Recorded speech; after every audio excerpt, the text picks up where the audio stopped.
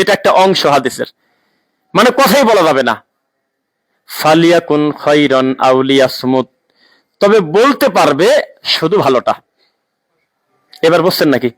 মানে প্রথম নির্দেশ হলো কথাই বলা যাবে না, যদি বলে ভালোটা বলবে। ডাক্তাররা ইদানিং বলতেছে না যে খাওয়ার দরকার নেই, খেলে শুধু ভালোটা খান, মন্দ খাবার খাবেন না, বলে কিনা? মানে ভালোটা খাবেন। তো ঠিক তেমনি হাদিসের একটা জেনারেল কথা হলো যে আপনি কথা বলবেন না।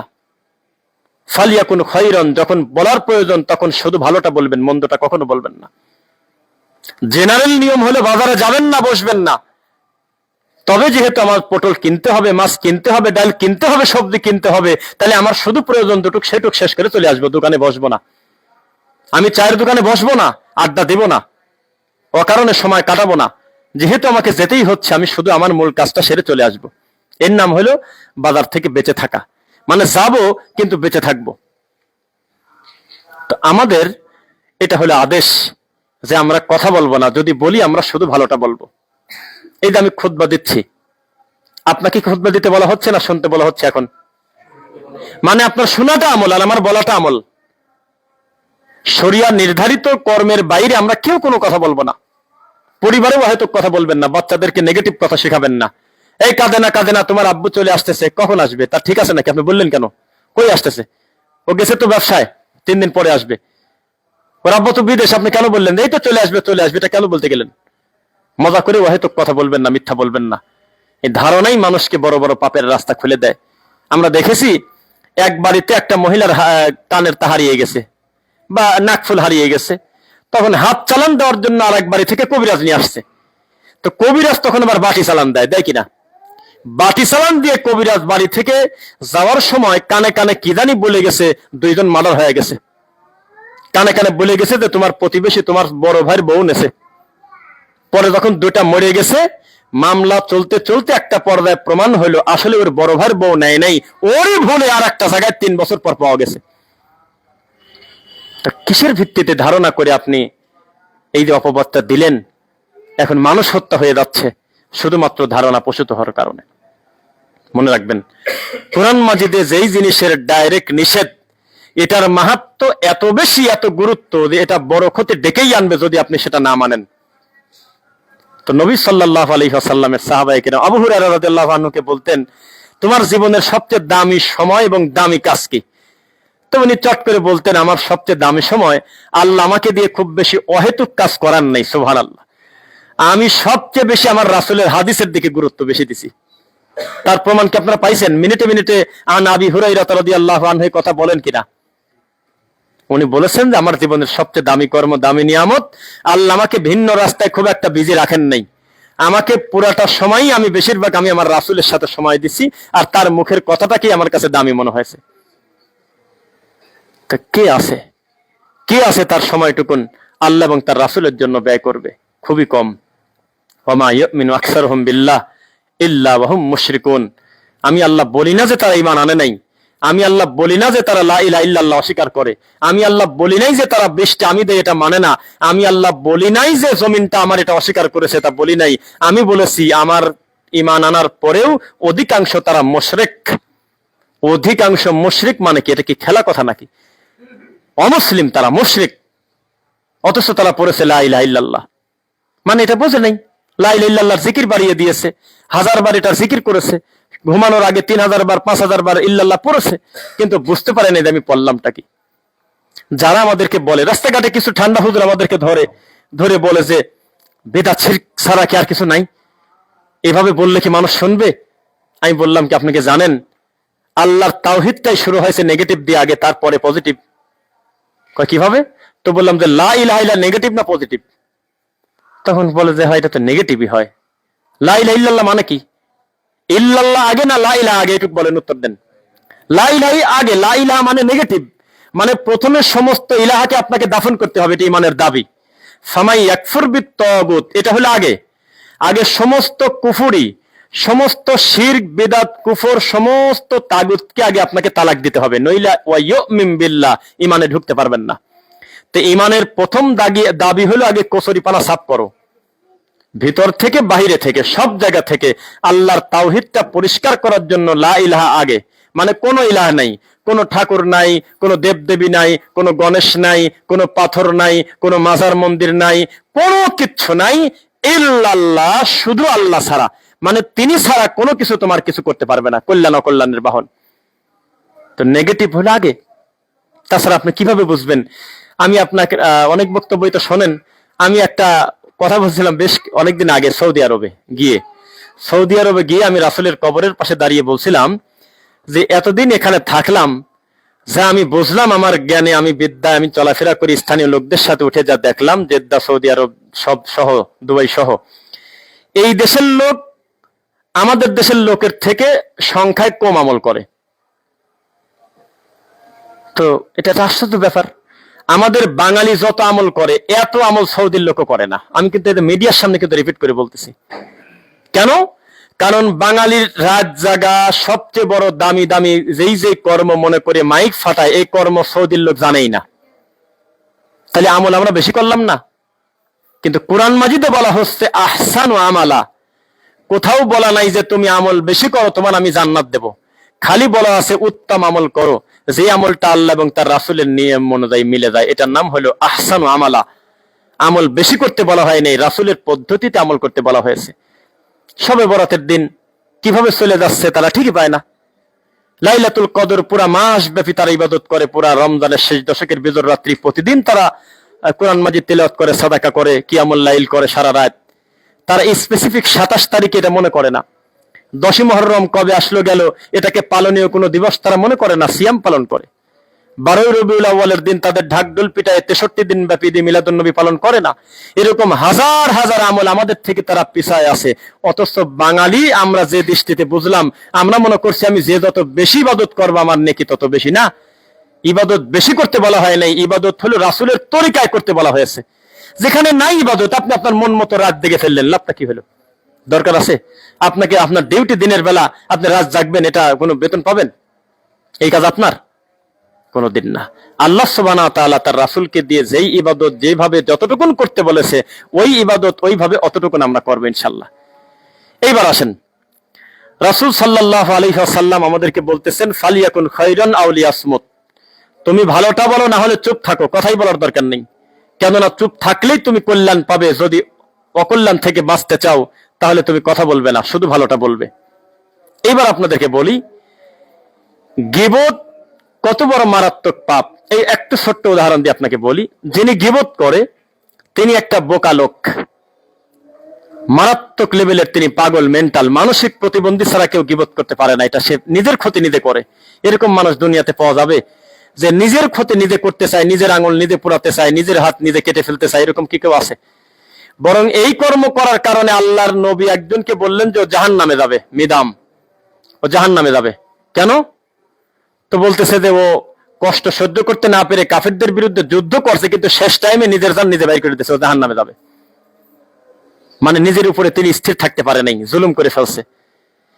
তো যেই লোকটা পরনিন্দা করে, গীবত করে, এ প্রথম পাগল। কেন? সে নিজের অর্জিত কষ্টের নেকিগুলো আরেক ভাইকে দেওয়ার জন্য প্রস্তুত। নাউজুবিল্লাহ পড়েন। এটা পাগল না? ভালো মানুষ এই কাজ করে। 2, এই লোকটা যার মানের হানি করতে যাচ্ছে, গীবত করতেছে, মূলত তার থেকে বড় ক্ষতি নিজের করতেছে। যিনি গীবত করে, পরনিন্দা করে, সে স্থির মানুষ না, তার কোনো শান্তি নাই মনে। যেই প্রতিবেশী সারা জীবন মানুষের পরনিন্দা করে সে সবচেয়ে অশান্তির মানুষ। তার ব্রেনটা স্থির নাই, কার পিছনে লাগবো, কালকে কাকে ধরবো, পরশুদিন কাকে ধরবো, সারাদিন পিছনে লেগে আছে। এটা খারাপ কাজ। একজন বড় আলেম, তিনি মারা গেছেন, নাম না বলি, তিনি বলেছেন যে গীবত আর পরনিন্দা হলো জমিদারি পাপ, আর শিরক বিদআত এটাও হলো বড় মানুষের পাপ, ছোট মানুষের পাপ না। টুপিওয়ালার পাপ, দাড়িওয়ালার পাপ, বুজুর্গ মানুষের পাপ, মসজিদে থাকা লোকের পাপ, বড় দাড়িওয়ালার পাপ, হাজি মানুষের পাপ হলো শিরক বিদআত। তো গীবত কারা করে? গীবত তার করে যার ভিতরে কিছু মেডিসিন আছে। কি বলেন? একই কুকর্ম সারাটা দিন এই মহল্লায় হাজারো মানুষ করতেছে, কারোর এই বিষয় নিয়ে কোনো ফিলিংস নাই, চিন্তা নাই, টেনশন নাই। চায়ের দোকানে যদি কেউ কথা উঠায়ও তো 10 সেকেন্ডের ভিতরে কথা গায়েব হয়ে গেছে, ও কথার কেউ গুরুত্ব দেয় না। কিন্তু কোনো একটা গ্রামের কোনো টুপিওয়ালা দাড়িওয়ালা মসজিদের ইমাম যদি পরকিয়া করে, এটা তো মহাপাপ, এটা নিঃসন্দেহে ব্যাপারে কোনো ছাড় নাই। কিন্তু এইটা যদি কোনোভাবে চায়ের দোকানে একবার আলোচনায় ওঠে, আপনার কি মনে হয় একদিন এটার কাজা ওঠা সম্ভব? এটা গোটা এলাকার সবচাইতে দামি গুরুত্বপূর্ণ কথা। এটা হলো জমিদারি পাপ। টুপিওয়ালার ইন্টারেস্ট, দাড়িওয়ালার ইন্টারেস্ট, কি হয়েছে বলো তো শুনি। ইমাম সাহেবও দাঁড়িয়ে গেছে, কি হয়েছে একটু শুনি। এটা মানুষকে এইভাবে ধ্বংস করে। আপনাকে আমি একটি কথা বলি, গীবতের আলোচনা করতে গেলে আপনাকে উলঙ্গ সত্য বলতে হবে, নইলে আপনি ইনসাফ করতে পারবেন না। আর শিরক বিদআতের ব্যাপারে কথা বলতে গেলে দেখবেন যে চতুর্মুখী 98 জন এই বিদআত শিরকের সাথে জড়িত, ইল্লা বা'দাশ-শাই, কিছু ব্যতীত। কিন্তু গীবতের ব্যাপারটা যখন বলতে যাব, তখন আমি আপনি সবাই কম বেশি জড়িত। আজকে আমার এই কথাটা আপনি কানে না নিয়ে অন্তরের ভিতরে নেন।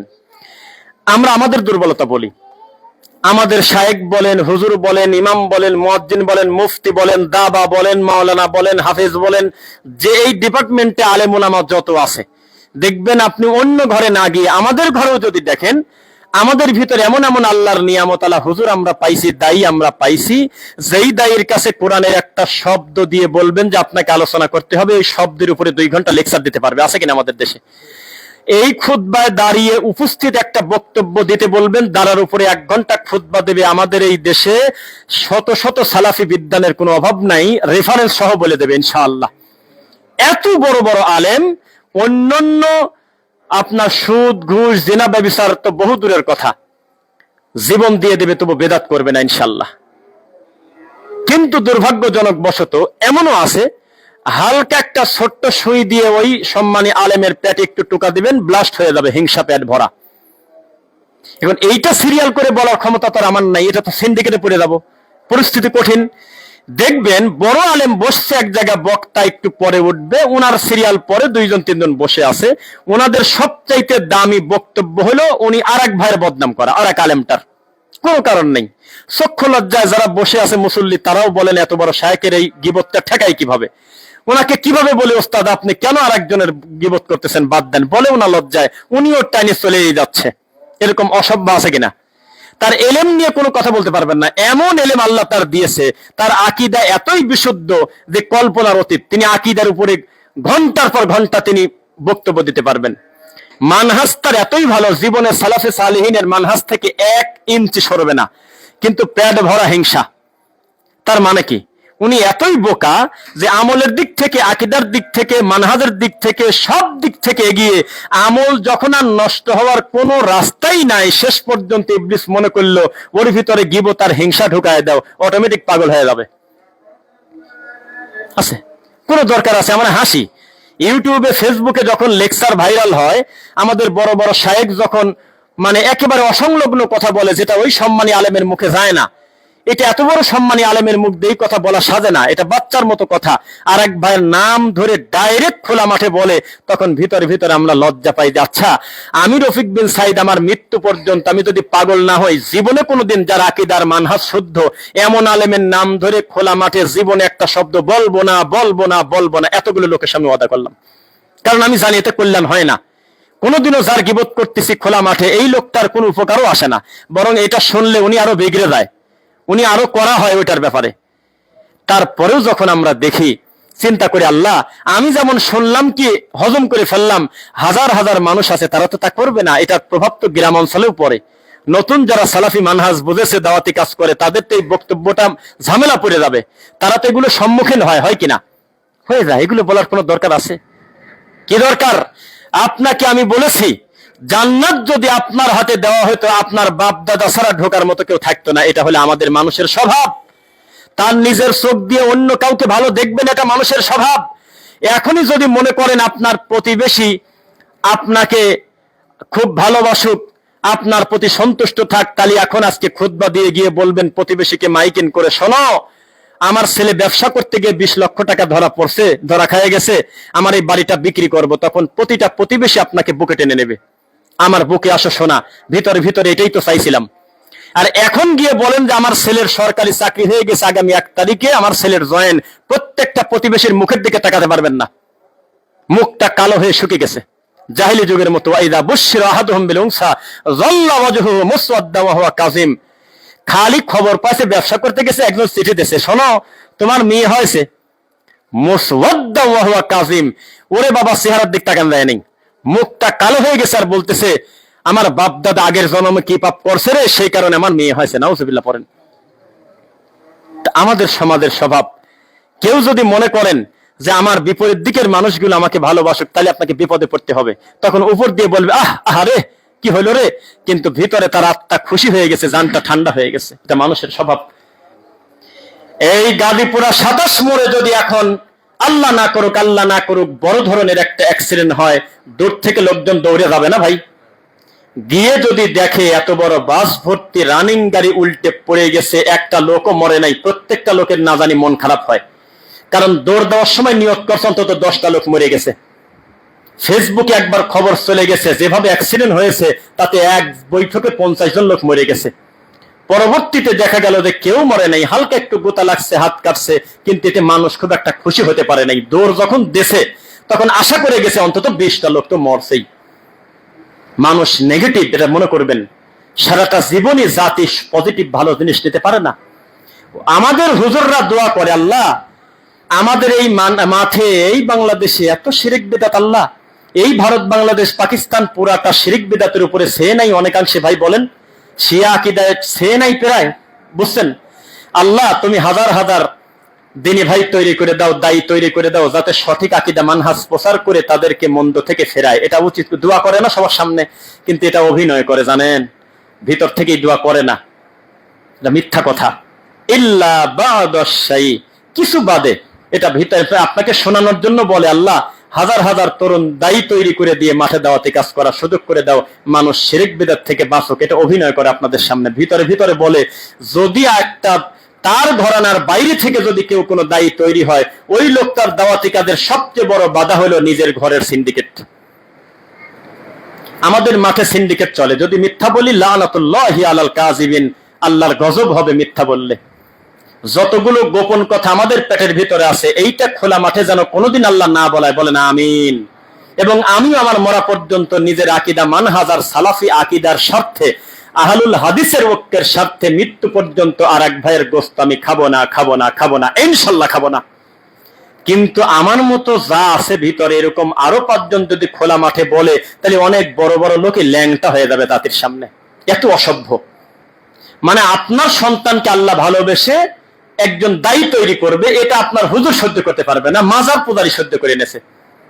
মাজার পূজারী বুঝে গেছে যে এই মানুষটার দ্বারা আমাদের মাজারের ক্ষতি হচ্ছে, আমাদের কুফর আর শিরক আর করার বেশি দিন পাচ্ছি না, আমাদের তাবিজ ব্যবসা প্রায় বন্ধের দিকে, আমাদের জিলাপির ব্যবসা প্রায় শেষের দিকে। কিন্তু নিজের ঘরের একজন দায়ী কোনোদিন বলবে না বড় হুজুর যে মাশাআল্লাহ ছোট ভাই কি ছেলে, আল্লাহর কাছে দোয়া করি তুমি আরো বড় হও, তোমার ওই জিনিসটা ভুল ছিল তুমি সংশোধন করে নিও, এটা বলবে না, কোনোদিনও বলবে না। সবাই ফনা ধরে বসে আছে।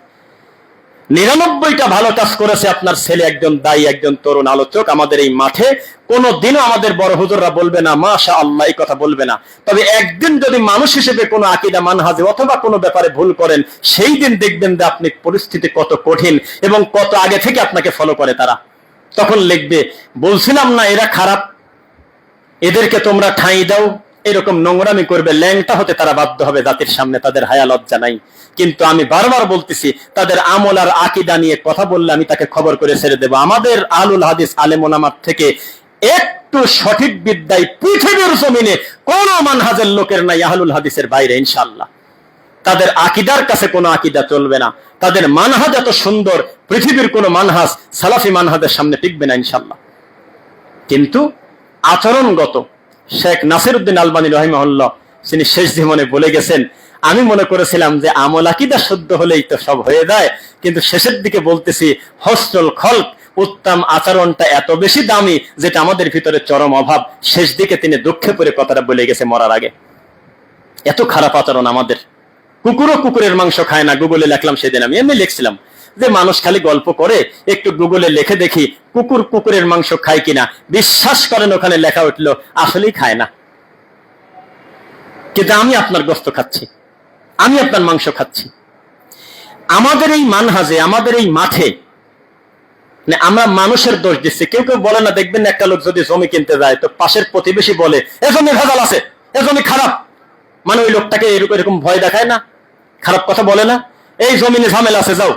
আপনাদের কাছে প্রশ্ন, জমির কি ভেজাল থাকে? আপনারা একটু আমাকে উত্তর দেন, আমি শুনবো। ভেজাল তো আমি আর আপনি করে রাখছি। এই মাটির ভেজাল হয় কি করে? আমাকে উত্তর দেন, কেউ কি দিতে পারবেন?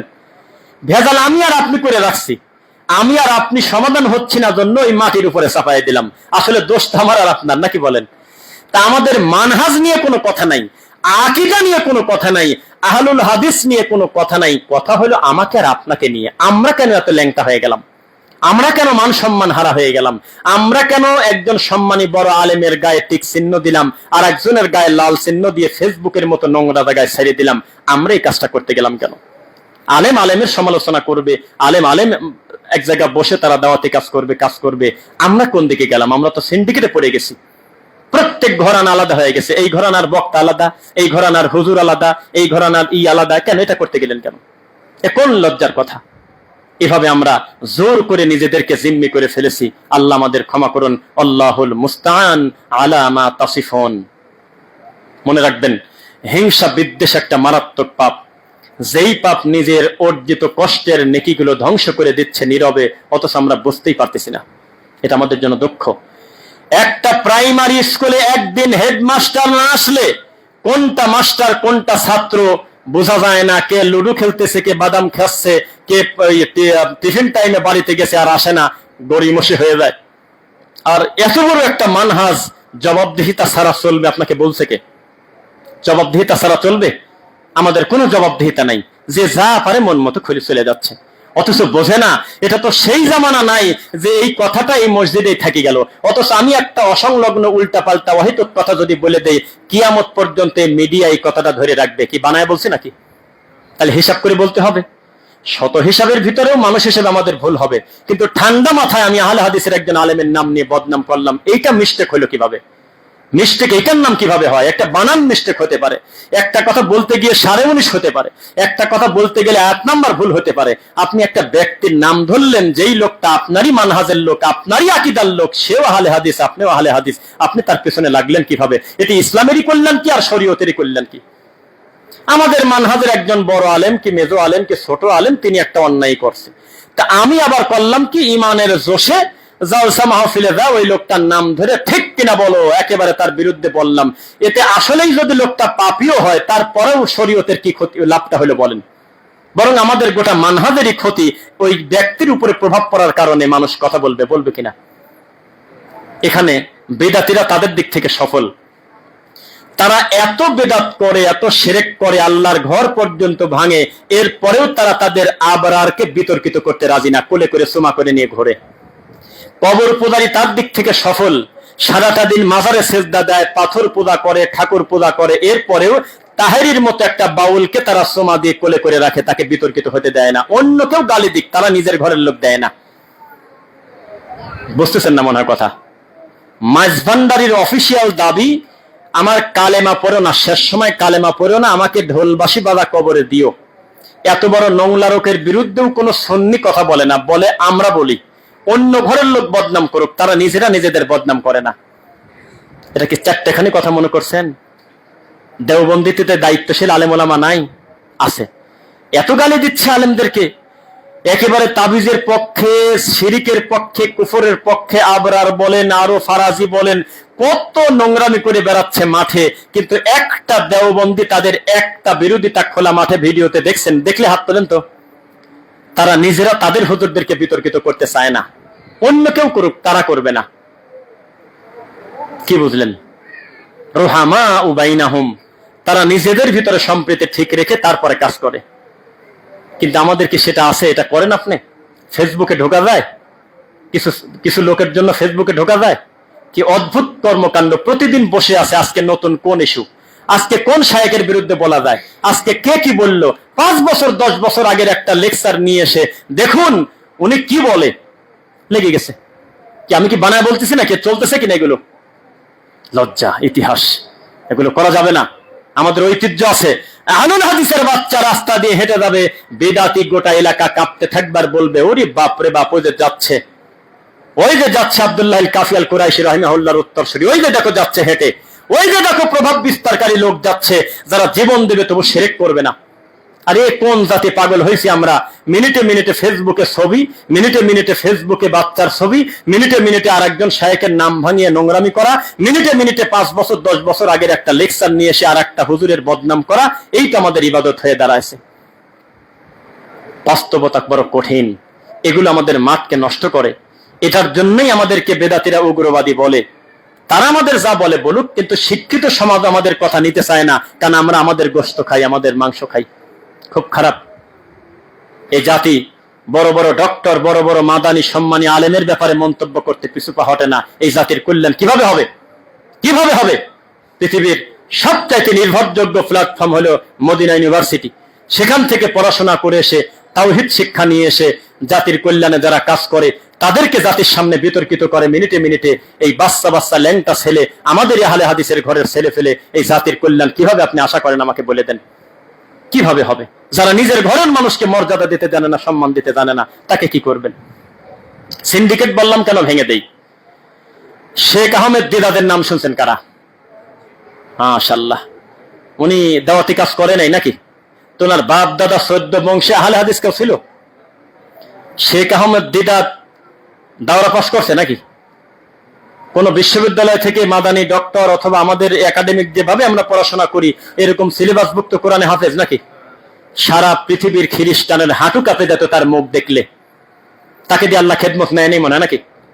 ডক্টর জাকির নায়েক, সারা পৃথিবীর নাস্তিক মুরতাদ যাকে দেখে ভয় পায় তার নাম ডক্টর জাকির নায়েক, যার দাওয়াতের প্রভাবে সারা পৃথিবীতে আহলুল হাদিসের সত্য জিনিসটা মানুষ জানতে পারছে বেশি। মিথ্যা বলছে নাকি সত্য? এই মানুষটার বংশে আহলে হাদিস নাম ছিল কেউ? জীবনে কোনোদিন 2005-এর আগে, 2000 সালের আগে হঠাৎ করে আল্লাহ তাকে কবুল না করলে কেউ কি বুঝতে পারতেন যে ডক্টর জাকির নায়েক নামে একজন দুনিয়াতে ডেলিভারি হয়েছে? আল্লাহর পরিকল্পনা, তিনি কাকে দিয়ে খেদমত নেন এভাবেই আসে।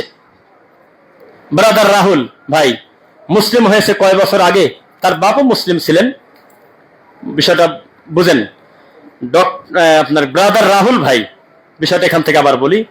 ব্রাদার রাহুল ভাই দাওয়াতি কাজে যখন আসলো, তার মাত্র 2-1 বছর আগের কর্ম দেখলেও পৃথিবীর কারোর কল্পনা ছিল না যে এই লোককে দিয়ে আল্লাহ তাওহীদের খেদমত নেবে। কম্পিউটার দোকানে বসে আছে, আর 5 জন মানুষের মতো বসে আছে, দাড়ি নাই, মোছ নাই, কি তার কাটিং, কি তার চলাফেরা, তাকে দিয়ে আল্লাহ কাজ নেয়নি।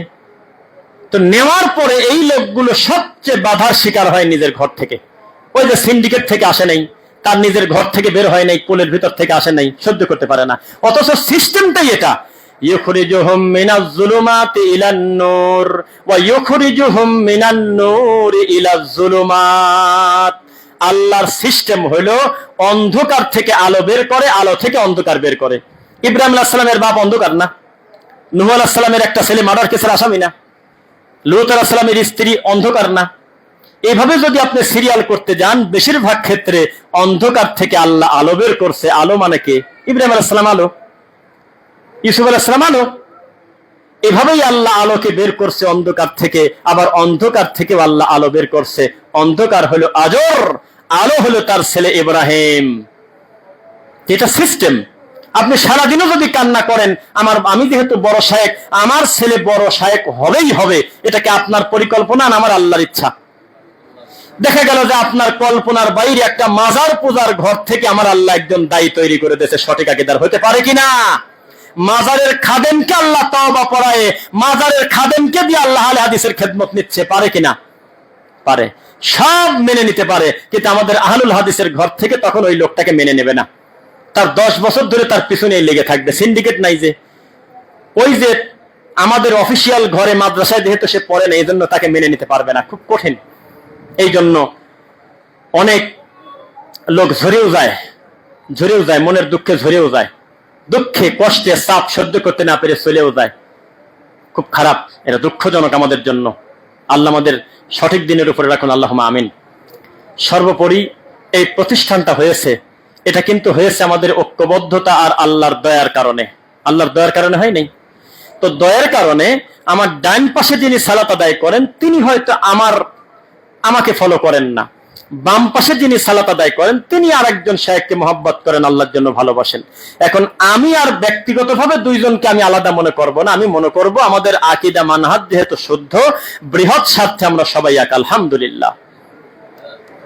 একটা জিনিস ভালো হয়েছে, বাংলাদেশ জমিয়তে আহলে হাদিসের পরিচালিত অফিসিয়াল মসজিদ এটা হওয়ার কারণে একটা জবাবদিহিতা বেড়ে গেছে।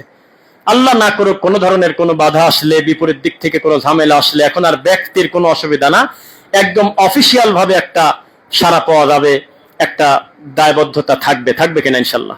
এটা আমাদের জন্য একটা কল্যাণকর, যে এককভাবে আগালে আমরা যে সুফলটা পাবো, সম্মিলিতভাবে অফিসিয়ালি যখন আমরা একটা প্রতিবাদ জানাবো, একটা কাজে আগাবো, সেই কাজে আমরুহুম শুরা বাইনাহুম, আল্লাহর একটা রহমত থাকবে ইনশাআল্লাহ।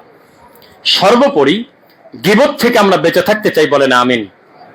এরকম সাহস আপনার আছে কিনা আমি জানি না, তবে আমি চেষ্টা করি, প্রথম দিকে না পারলে এখন চেষ্টা করি।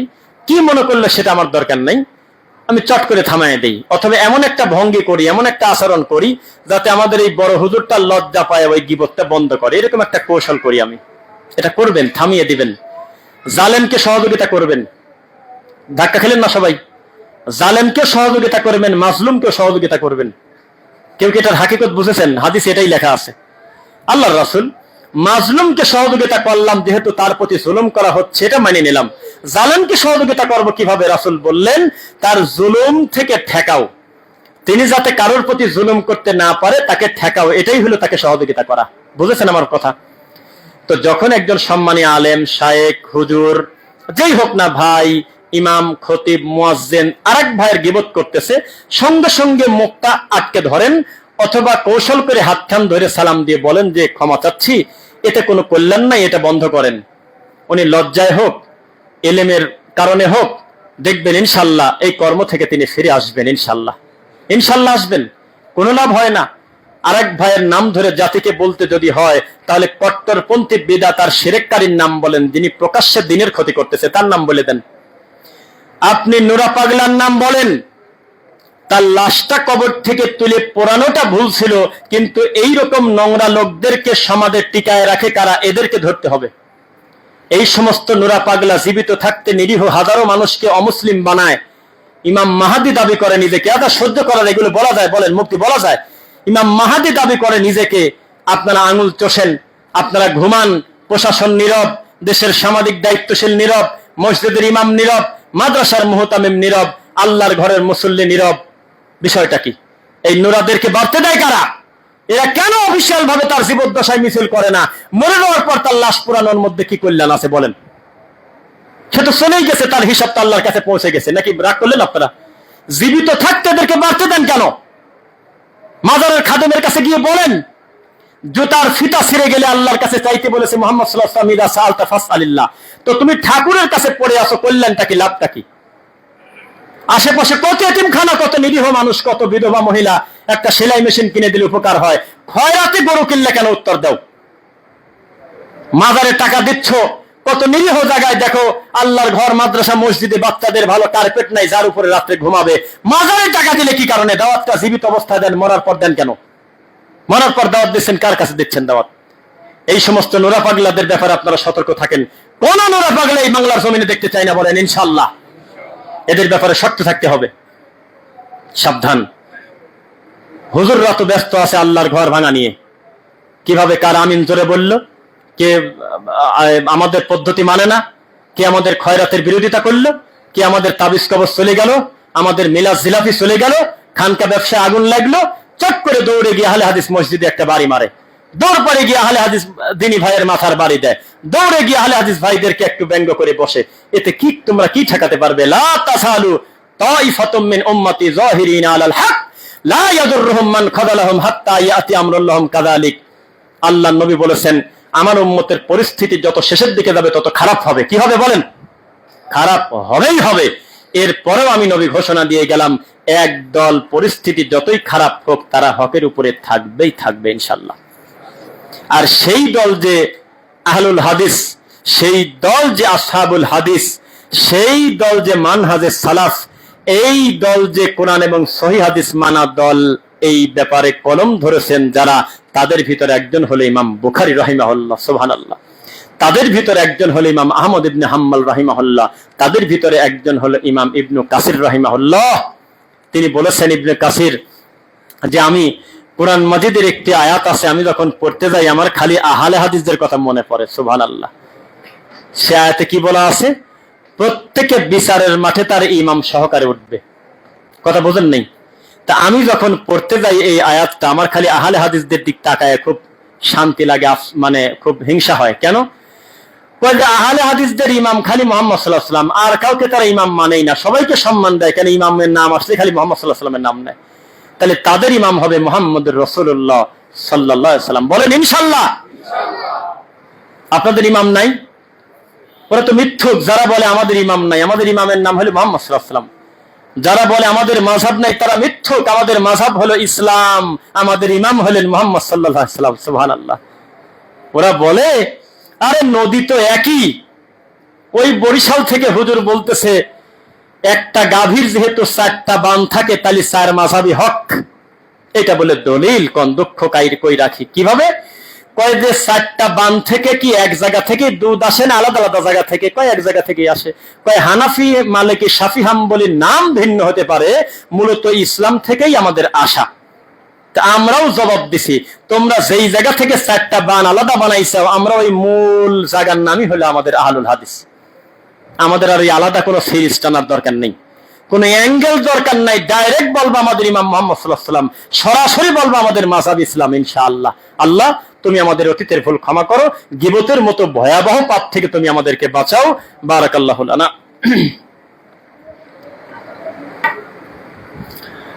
আলহামদুলিল্লাহ। ফাইন্না খায়রাল হাদিসি কিতাবুল্লাহ ওয়া খায়রুল হুদা হুদা মুহাম্মদ সাল্লাল্লাহু আলাইহি ওয়াসাল্লাম ওয়া শাররুল উমুরি মুহদাসাতুহা কুল্লু মুহদাসাতিন বিদআ ওয়া কুল্লু বিদআতিন দালালা ওয়া কুল্লু দালালাতিন ফিন্নার। রাব্বিরহামহুমা কামা রাব্বায়ানি সগীরা রাব্বিরহামহুমা কামা রাব্বায়ানি সগীরা।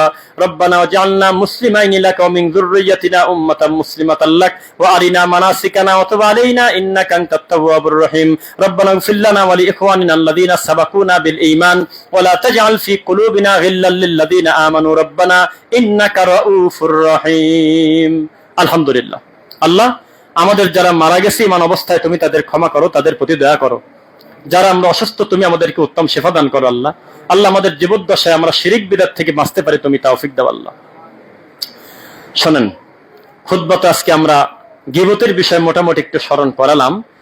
আমি আমার এই দাওয়াতি মানহাজে, আমি আমার দাওয়াতি প্রচার করতে গিয়ে আমি আমার এই ছোট্ট বিদ্যায় একটা জিনিস শুধু আমি পাইছি, যে সমস্ত ঠান্ডা হুজুররা সমাজে ভালোটাও বলে না মন্দটাও বলে না, আঙুল দিয়ে উল্লেখ করে দেয় না কোনটা কোনটা খারাপ, কিন্তু বক্তা ভালো, তারাই হলো বেশি ক্ষতি করছে আমাদের এই মানহাজের। এরা হলো সত্য গোপনকারী। কথায় কথায় যারা বলে একটু আস্তে আস্তে বলো এই সেই, এটার দ্বারা জাতির কল্যাণ হয় না। আস্তে আস্তে ডেট কবে? একটু উত্তর দেন, আমি শুনি ডেট কবে। যারা বলে একদিন এই জাতির ঠিক হবে, কবে? আর কতগুলো মসজিদ ভাঙলে তারা ঠিক হবে? আর কতগুলো আহলে হাদিস ভাইকে গালিগালাজ করলে, মানুষের ব্যাপারে ইহুদি খ্রিস্টানের দালাল বলে আমাদের গালি দেওয়ার পরে ঠিক হবে? একটু ডেট দেন তো শুনি। আপনি বলতেছেন দিন দিন আমাদের মানহাজের লোকের সংখ্যা তো বাড়তেছে আলহামদুলিল্লাহ, ওইদিকে আটটসি বলতেছে গতবারের থেকে এবার 200 গরু বেশি আয়েছে। আপনি বলতেছেন আলহামদুলিল্লাহ প্রতি বছর আমাদের মানহাজের লোক সংখ্যা বাড়তেছে, ওদিকে চরমনাই অফিসিয়াল ঘোষণা দিয়েছে অন্যান্য বারের থেকে এবার আরো 100 বিঘা জায়গা বেশি নেওয়া লাগলেও জায়গা দেওয়া যাচ্ছে না। তো কেউ কি বসে আছে? আপনি আপনার কাজটা শক্ত করে করেন, সিরিয়াস ভাবে মানুষকে বোঝান আপনার এই কর্মটা শিরক, এটা বিদআত, এটা কুফর। আপনি ফিরে আসেন, কানে হাত দিয়ে ও আমার সোনারা বাবারা মাজারে যাওয়া যাবে না এ বলে কি লাভ হয়? কি লাভ হয়? এভাবে কোনো প্রভাব পড়ে নাকি? কথা বলতে হবে, কেটে ছিঁড়ে যাবে ভিতরে। ও বাড়িতে যাবে আর বলবে সর্বনাশ, মাজার পূজা করা, কবর পূজা করা, কোন মানুষের কাছে সহযোগিতা কামনা করা আল্লাহ ব্যতীত এতই খারাপ। জীবনে তো এভাবে শুনি নাই। শফিউদ্দিন কলেজ চেনেন আপনারা? ওখানে একটা ভিডিও করছিলাম গতকালকে। আমরা সালাত আদায় করে বের হব, বসে কথা বলতে বলতে আহলে হাদিসের শায়েখরাও রয়েছেন, কথা বলে যখন বের হচ্ছি হঠাৎ করে দেখি যে 5-6টা ছেলে, তারা স্কুলের ছেলে, ইউনিফর্ম পরা, শফিউদ্দিন স্কুলের ছাত্র, তারা আসছে নামাজ পড়ার জন্য। প্রত্যেকের প্যান্টটা টাকনোর উপরে, কন্যা আলহামদুলিল্লাহ। তখন আমি মনে করলাম সুযোগ পাইছি ওদের একটু দাওয়াত দেই। তো বললাম বাবা নামাজ পড়ার পরেই কিন্তু তোমরা প্যান্টটা টাকনোর নিচে দিয়ে দিবে, তাই না? কয় হ। কলাম যে এটা করা যাবে না, নামাজ হোক আর নামাজের বাইরে হোক, পুরুষ মানুষ সর্বদা টাকনোর উপরে কাপড় পরবে। মনে থাকবে তোমাদের? আল্লাহর কসম এখানে সাক্ষী আছে, ঠিক না? এমন ভাবে ওরা কথা বললে আমাদের তাকায়, আমি দায়িত্ব নিয়ে বলতেছি, এর আগে ওদের কাছে সঠিক দাওয়াতটা কেউ দেয় নাই। এরপরে বললাম যে তোমরা এই খন্ড খন্ড নামাজ পড়ো কেন, ওখানে দুইজন, এখানে একজন, ওখানে তিনজন, এভাবে পড়ে কেন? কিভাবে পড়বো? আর ওরা মনে করছে যেহেতু আমি জামাত পাই নাই, তাহলে আমি যে যখন সময় পাবো আমি আমার মতো দাঁড়া যাবো। তখন আমি বললাম, আমাদের নবী সাল্লাল্লাহু আলাইহি ওয়াসাল্লাম শেখায়ছেন একজনের থেকে দুইজনের সালাত উত্তম, 2 থেকে 3 জন। আমি একের অধিক যখনই হব, আমি জামাতের সঙ্গে আমি আমার আরেক ভাইকে সাথে নিয়ে সালাতটা পড়ে নেব। তাহলে তোমাদের ভিতরে কেউ ইমাম হতে পারবে, কোরআন পড়তে পারো? কয় আলহামদুলিল্লাহ পারি। বললাম তুমি সামনে যাও, পিছনে তোমার এই 4 জন মুসল্লি হবে। আপনি সত্যি করে বলেন তো দেখি, এভাবে যদি সঠিক আকীদার দাওয়াত যদি প্রত্যেকটা মসজিদের ইমাম জুমার খুতবায় দিত, এই দেশে এত শিরক বিদআত থাকতো? আরে অন্য লোক ঘুমিয়ে আছে জন্যই তো আমাদের এই কড়া করে কথা বলতে হয়। অন্যরা তাদের দায়িত্ব পালন করে না বিধায় তো আমাদেরকে সিরিয়াস ভাবে বলতে হয় শিরিক কাকে বলে, বিদআত কাকে বলে। নাকি বলেন আপনারা? আল্লাহ হেদায়েত দিক, বলেন আমিন। মনে রাখবেন, কোরআন এবং সহিহ হাদিস আমরা এমন ভাবে আঁকড়ে ধরবো মারিদ দাঁত দিয়ে। কোন দাঁত দিয়ে? জীবন চলে যাবে, ছাড়বো না, বলেন ইনশাআল্লাহ। এখন প্রতিষ্ঠানের স্বার্থে আমরা 2-4টা কথা বলবো আল্লাহর জন্য। কার জন্য? সবাই আমার দিকে তাকাবেন ইনশাআল্লাহ। এই দায়িত্ব আপনাদেরকে নিতে হবে। নিজের পকেটের টাকা দান করলে নেকির পরিবর্তে গুনাহ হয়, আল্লাহর কসম গুনাহ হয়, যদি জায়গা ঠিক না থাকে। এখনই মাজারে দিলে টাকা গুনাহ হবে না নেকি হবে? কোন বিদআত এবং শিরককারী প্রতিষ্ঠানে টাকা দিলে নেকি হবে না গুনাহ হবে? কারণ আপনার টাকা পাওয়ার কারণে সে বিদআত আরো শিরক আরো বেশি করে চর্চা করবে। সুতরাং আপনার জন্য দানের খাত এই তাওহীদ আহলে হাদিস মসজিদ। আপনার জন্য দানের খাতি হলে আমাদের মানহাজের ঘর। কেন? কারণ আমরা ঘোষণা দিয়ে শুধু ভালোটা প্রচার করি, শুধু ভালো কর্ম হয় নবীর পদ্ধতিতে। এই জন্য আপনি বোঝা মনে করবেন না। ছোট্ট 2টা দাবি করব, তারপরে খুতবা শেষ করব। 1 নম্বর দাবি, খুতবা যখন আমরা 2-3 মিনিট হয়েছে বা শুরু থেকে হঠাৎ করে ইলেকট্রিসিটি চলে গেছিল না, এটা খুব ভালো হয়েছিল নাকি বলেন? উত্তর দিয়েন, ভালো হয়েছিল এটা? তো এইটা আমরা একটু শেষ করতে চাচ্ছি আজকের এই খুতবায়। আপনাকে কথা বলতেই হবে। আমরা চাই আল্লাহর ঘরে একটা আইপিএস এর ব্যবস্থা হোক ইমামের রানিং খুতবায়, যাতে কখন ইলেকট্রিসিটি চলে গেল কেউ বুঝতে পারবে না। অটোমেটিক মাইক রানিং থাকবে, ফ্যান রানিং থাকবে ইনশাআল্লাহ। এটার জন্য আপনাদের ভিতর থেকে আমাদের কেউ একটু বলবেন। আমাদের সম্মানিত শায়েখ রায়হান সাহেব রয়েছেন, যদিও খুতবার একটা পর্দায় দেখছি শায়েখ আসছেন, আমি আর তাকে ডিস্টার্ব করি নাই সামনে আসার জন্য বা কোনোই। আল্লাহ সুবহানাহু ওয়া তাআলা তার ইলমে তুমি বারাকা দান করো, আল্লাহুম্মা আমিন। এবার আমাকে একটা ধারণা দেন, এটার দাম কত টাকা লাগতে পারে? 55,000 টাকা। আমি মনে করছি লাখের উপরে বলে কিনা। 55,000 টাকা। আমি কিভাবে বলছি আমি জানি না, আমি আমার মন থেকে বলে ফেললাম। আমি আশা করি আজকের এই খুতবায় এই ছোট জিনিসটা আমাদের ভাইয়েরা ভাগ করে নিয়ে নেবে। আমার মন বলতেছে। খাতা কলম হাতে নেন তো, নেন তো একটা খাতা কলম চট করে। আমি আশাবাদী আমার 10 জন ভাই মিল করে 5,000 টাকা করে দিয়ে এই টেনশনটা দূর করে দেবে। আগামী খুতবাতে আমাদের সম্মানিত শায়েখরা এসে যেই খুতবা দিবেন বা তার পরের সপ্তাহে তারা এসে দেখবে, আলহামদুলিল্লাহ হাত তুলছেন মাশাআল্লাহ, 5,000 টাকা। কি নাম? একটু দ্রুত লিখে ফেলবেন। আর আমি 5 মিনিট চেয়ে নেবো, আপনারা কেউ আবার বিরক্ত হবেন না, ঠিক আছে? একটু লিখে ফেলেন। হ্যাঁ, লিখছেন না? কি নাম জানো? আব্দুল সালাম সাহেব। আলহামদুলিল্লাহ। সহসভাপতি সম্ভবত শায়েখ মসরুদ্দিন স্যারের বন্ধু মানুষ, আমার সাথে খুবই বিনয়ী মানুষ, একেবারে এত ভদ্র। এর আগে দেখা হয়েছে, আমাদের কথা হয়েছে, হঠাৎ করে চেহারাটা মনে আছে।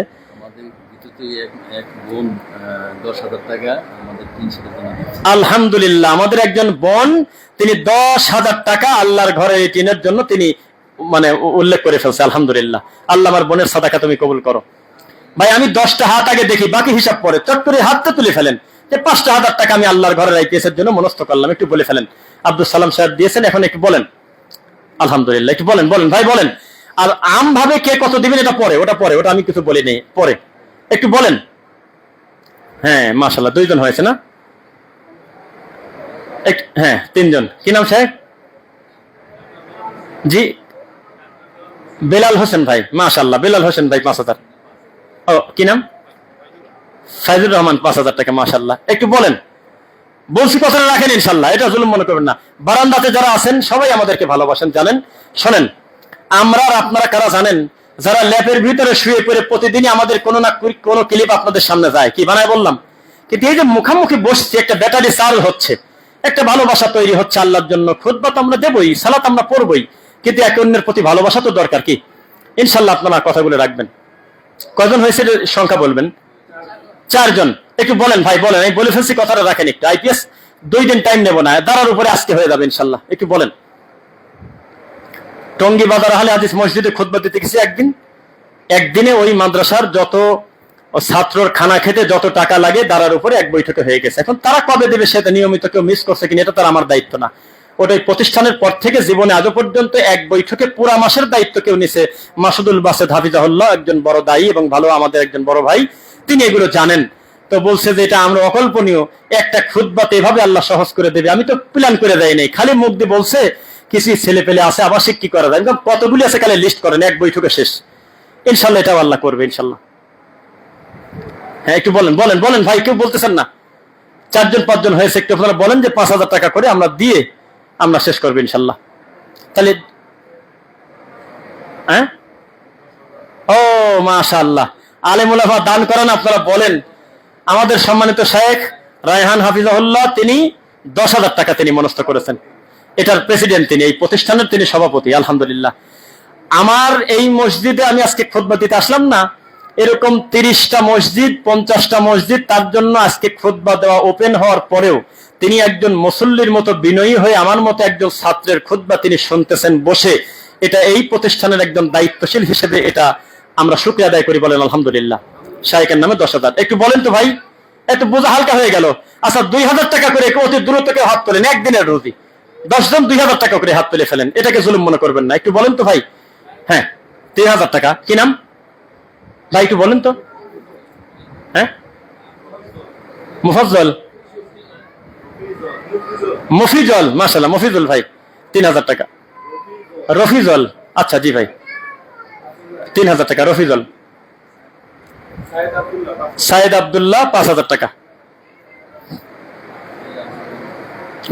লাইভটা শেষ করো।